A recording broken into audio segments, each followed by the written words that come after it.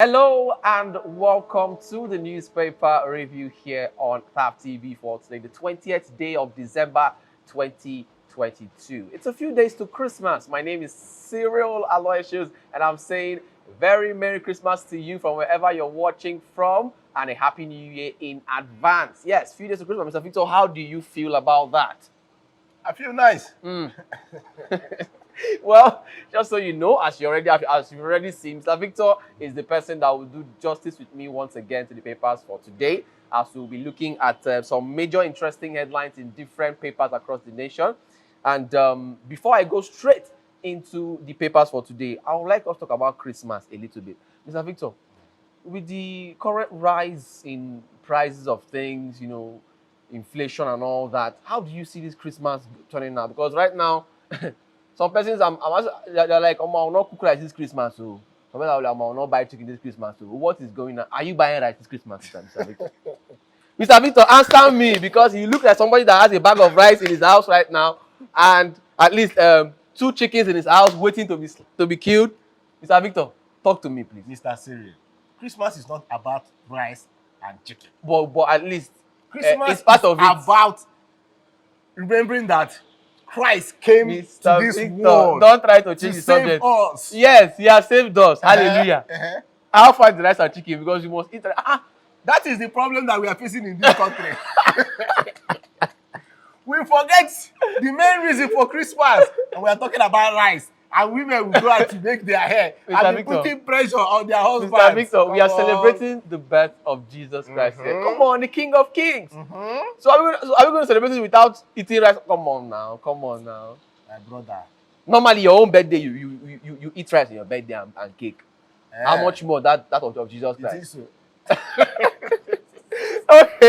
Okay, enough of Christmas talks for now. We'll be starting first with the Vanguard newspaper for today, where we have some interesting headlines here on page 5.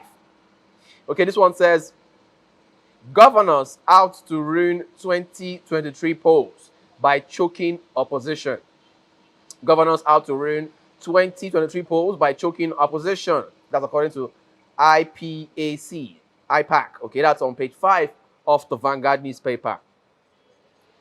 On page 8 of the Vanguard, we have court rejects DSS bid to arrest, detain Emefiele. Court rejects DSS bid to arrest, detain Emefiele. Okay, that's on page 8 of the Vanguard. On page 11, we have alleged killing of 100 northerners in Southeast lie from the pits of hell. Alleged killing of 100 northerners in Southeast lie from the pits of hell, according to Ohaneze. Says report politically motivated, calls for investigation of alarmist. Okay, that's on page 11. Okay, moving on now to further headlines here. On page 8, we have Leah Sharibu, FG trying to secure her freedom. Leah Sharibu, FG trying to secure her freedom, according to Minister, on page 8 of the Vanguard. On page 9 of the Vanguard, we have marketers seek subsidy on diesel to lower petrol price. Marketers seek subsidy on diesel to lower petrol price. That's on page 9 of the Vanguard newspaper. On page 28 of the Vanguard, we have maritime workers threaten to shut nation's ports.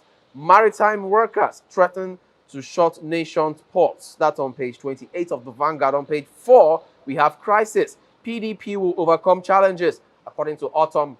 Crisis, PDP will overcome challenges. That's according to Autumn on page 4 of the Vanguard. On page 19 of the Vanguard, we have FG's VAT, CIT revenue rise from 25% to 3.5 trillion naira. FG's VAT, CIT revenue rise 25% to 3.5 trillion naira. Okay, that's on page 19 of the Vanguard newspaper.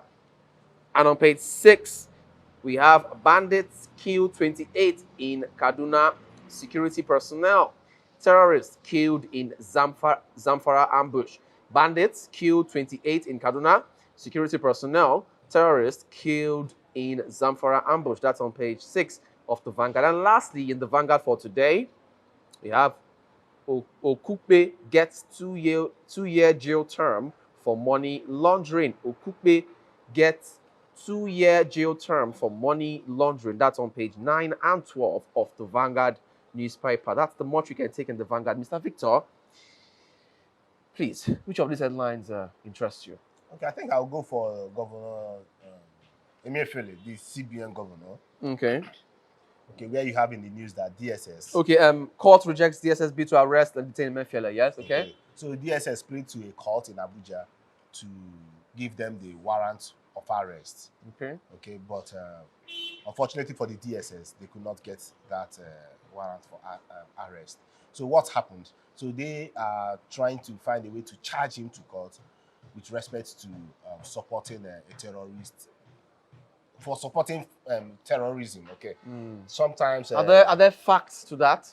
Are there facts to back that up? They haven't released the details of this, and mind you, that position being the governor of CBN, it calls for, because for the courts to reject the bids, it could mean that maybe there are no tangible facts to use against the court him. might say no right now because he's quite critical, because he has a mission that the presidency has set him to do. But mind you, okay, well, the court is the court. The judge has his, well, I say, in his own wisdom to go for it or not go for it. So you're saying even if his credibility is questionable right now, the court would still prefer to leave him where it is just because he has a mission with the presidency?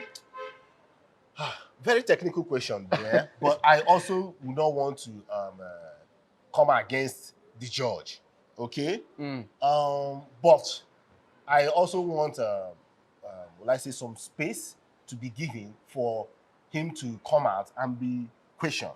Okay. Okay? I don't know which other easy way that they can go about this. Okay. Are you getting me? Why am I saying this right now? Because on my own side, I wouldn't want, I'm a supporter of this monetary policy that is going on right now. Okay. Okay.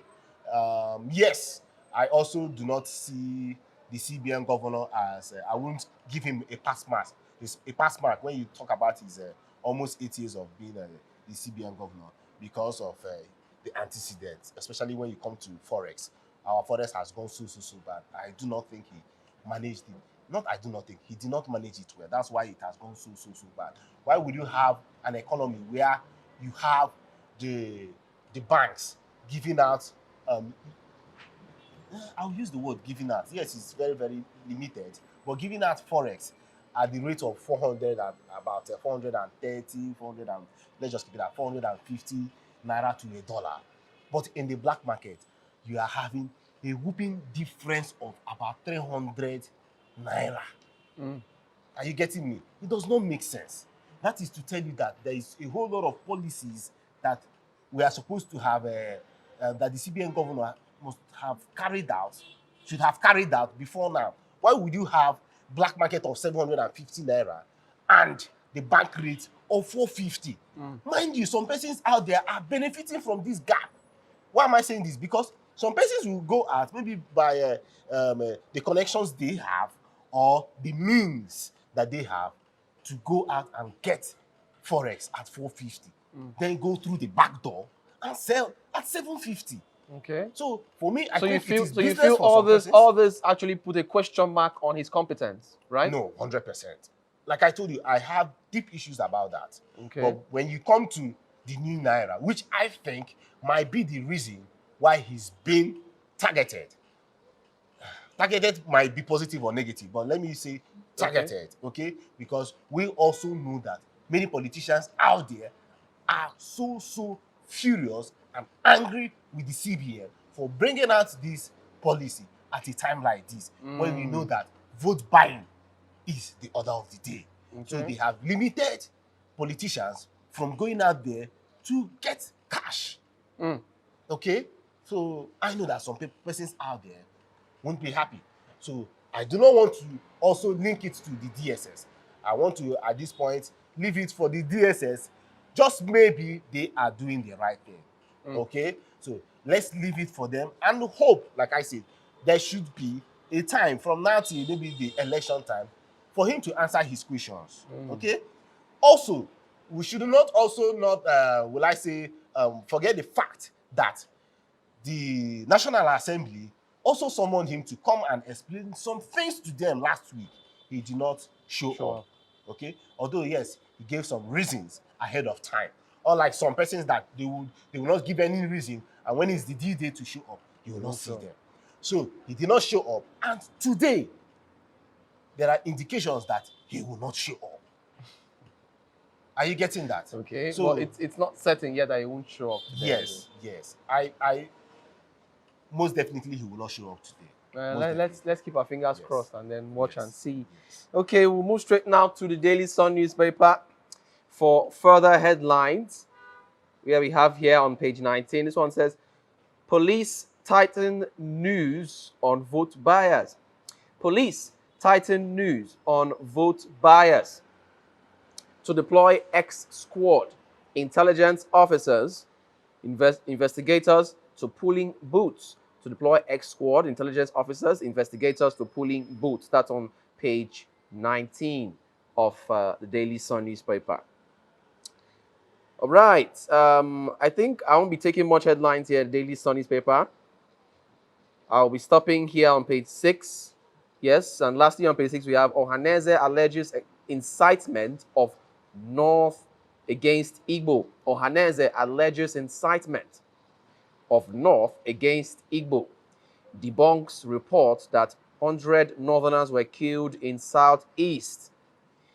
PDP crisis will be over soon, according to Autumn. Okay, you can get all the details of these headlines on page 6 of the Daily Sun. I go again. Ohaneze alleges incitement on North against Igbo. Ohaneze alleges incitement of North against Igbo. Debunks report that 100 Northerners were killed in Southeast. That story, more details on that story is on page 6 of the Daily Sun. And the next one we have, PDP crisis will be over soon. That's Autumn saying on page 6 as well. That's the much you can take in Daily Sun, Mr. Victor. Which of these headlines interest you? Okay, I'll continue with the vote buying. Okay.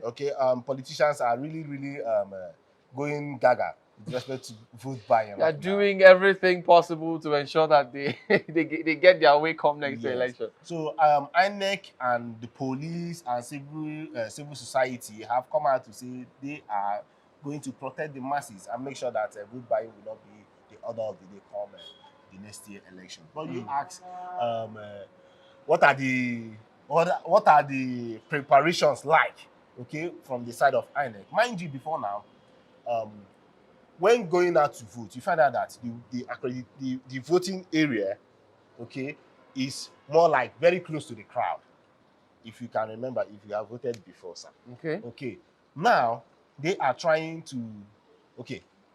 While that was going on, you would show up your voter's slip, and somebody out there will see who you voted for.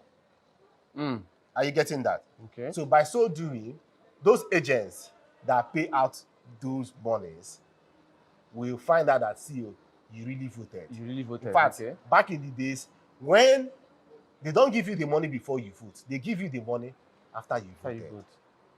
Okay. So as you are coming out, isn't that risky?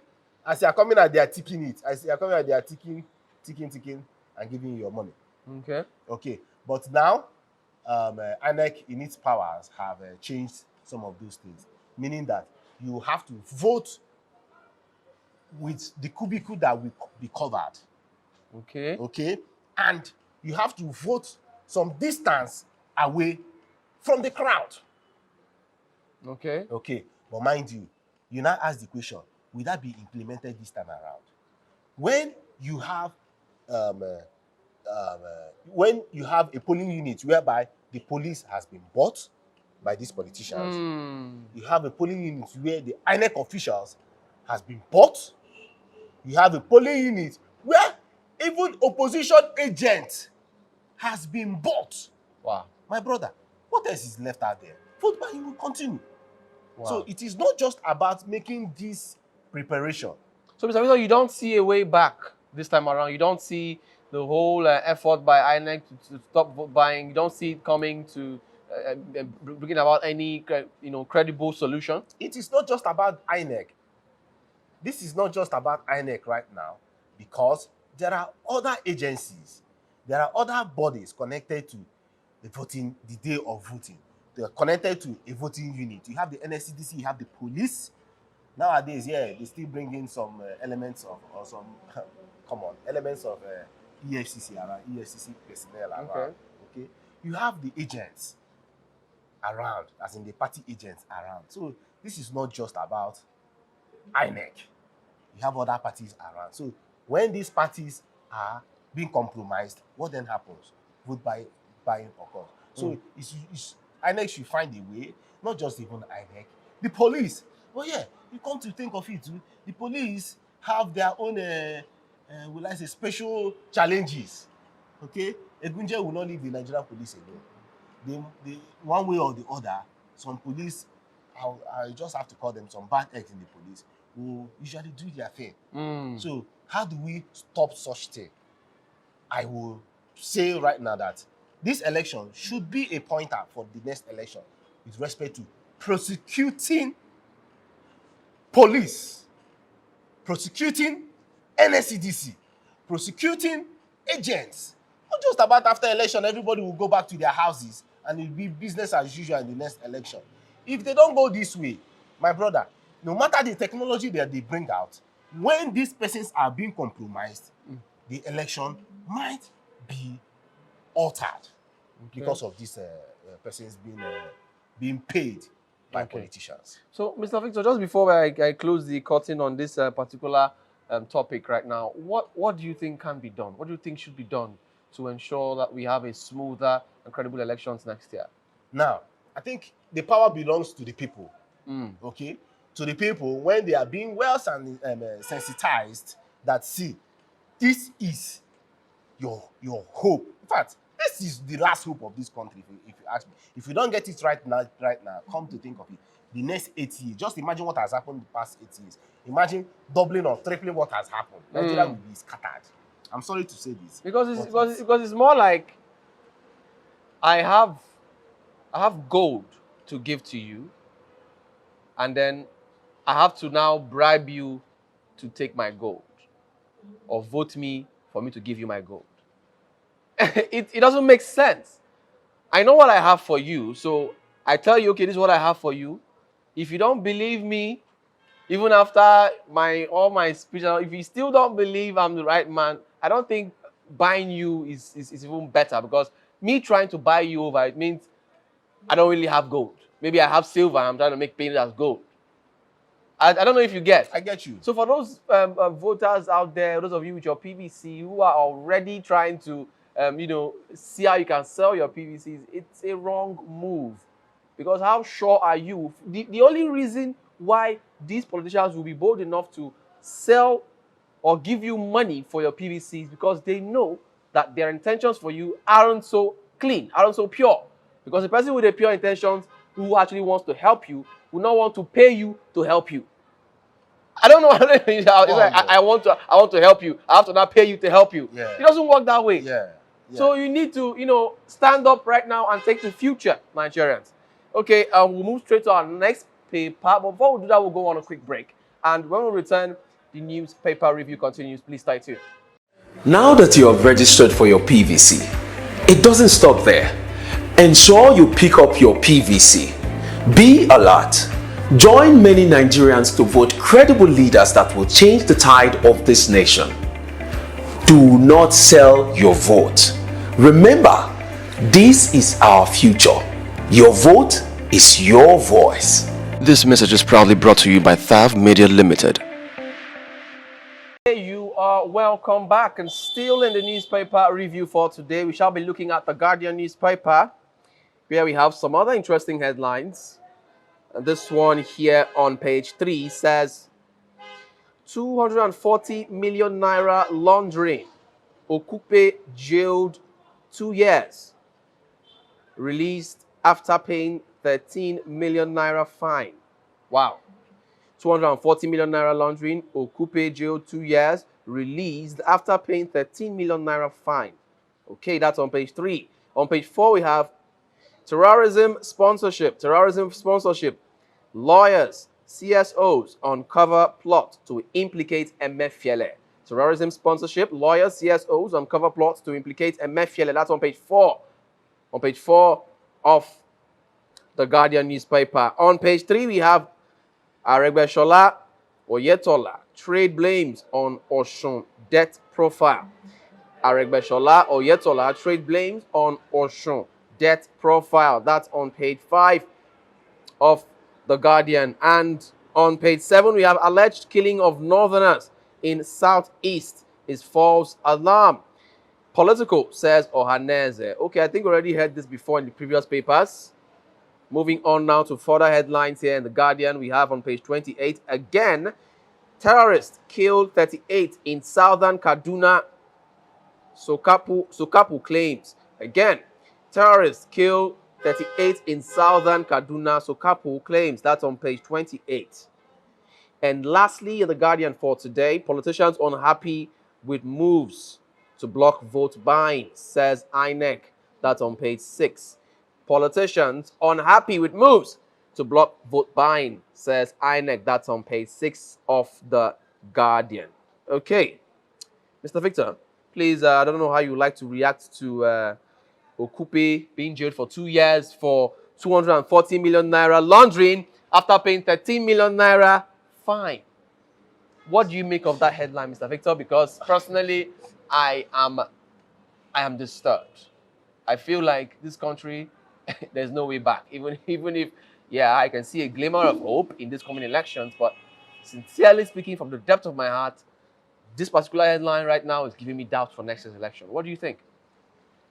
Tough times, but mind you, this is Nigeria. Mm. This is a country where you commit big crime and you just pay less for that big crime. Because I know there are some Nigerians who have been killed for far lesser crimes than this. 240 million naira. Now, can I shock you? Some papers are even calling it 704, My 705 God. million naira worth My of God. money laundering. Okay. Now, to the background, Doyin Okupe, currently the DG of the Obidati campaign. Okay. So he was what do you call them? The substitute VP for Obi before Dati came in. Okay. Placeholder VP before Obi now took Dati along.